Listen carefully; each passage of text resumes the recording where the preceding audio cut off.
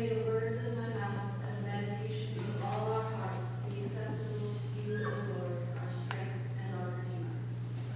Amen.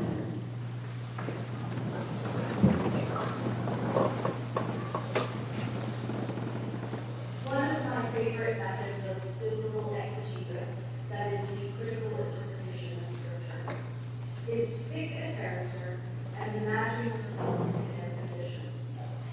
What would you think? What would you want? What would you feel? How does this change what you take from the passage? For a moment, join me in imagining yourself as Bartimaeus. You're blind in a society that has very few structures available to let disabled people live and thrive in community. You're profoundly poor. You beg by the side of the road, which gives you just enough money to barely scrape by. Maybe you have close friends, maybe not. Maybe you have a roof to sleep under, maybe not. And then one day, as you sit beside the road from Jericho to Jerusalem, you hear a murmur passing through the crowd. Jesus of Nazareth is coming. Jesus of Nazareth is passing by. This, you decide, is your moment. You've heard of the miracles Jesus has performed in other towns and for other people. You know about healing he is capable of. What do you have to lose? You cry out loudly, Jesus, Son of David, have mercy on me. Unsurprisingly, the people around you try to shush you. It's not polite. It's not proper. Don't bother him, he's busy. What would he want with you?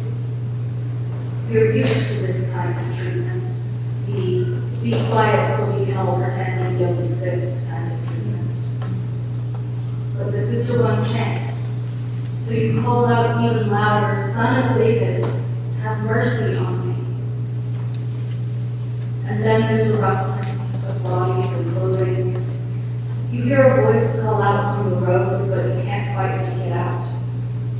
The feeling in the crowd shifts, and out of nowhere, the same people that were shushing you are now telling you to get up, go out to the road because Jesus is calling you. You clamber to your feet, tossing off your cloak and leaving it behind, and move through the crowd to the road where Jesus of Nazareth stands. Jesus, Son of David, the man you know to be the Messiah, the Son of God who surely knows everything already, looks at you and asks, what do you want me to do for you? Nobody has ever asked you this before.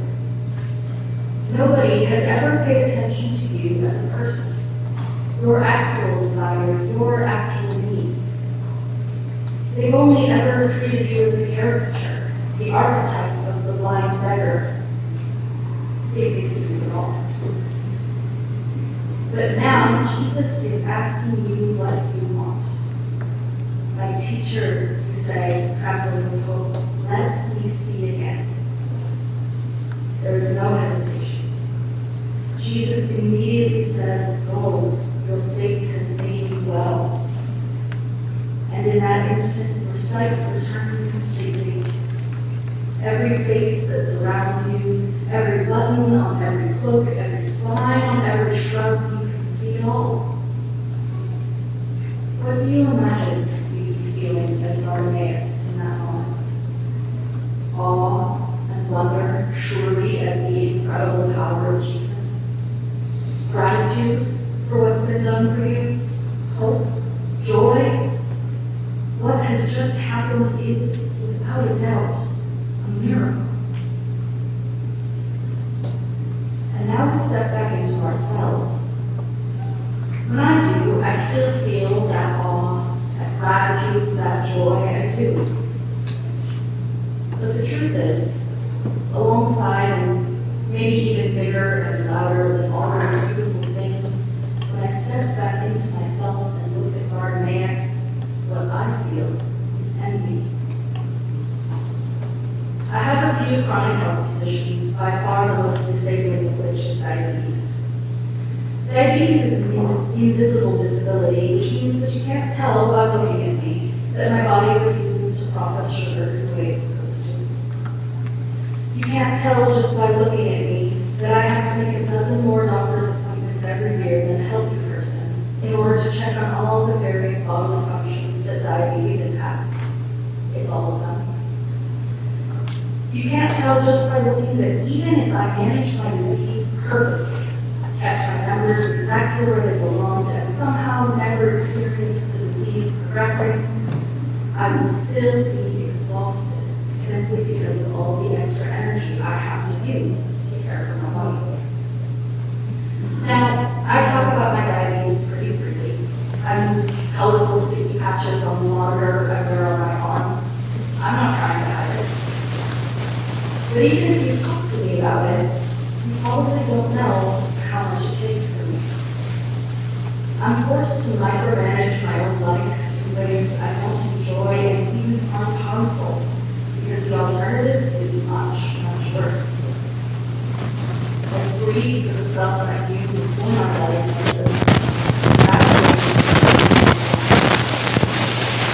I have been suffering from my days.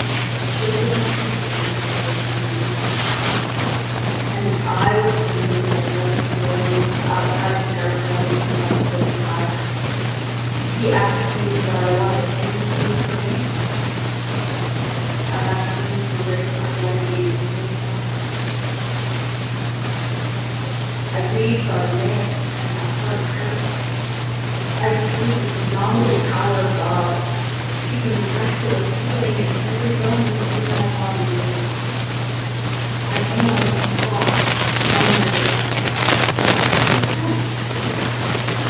Is my mom?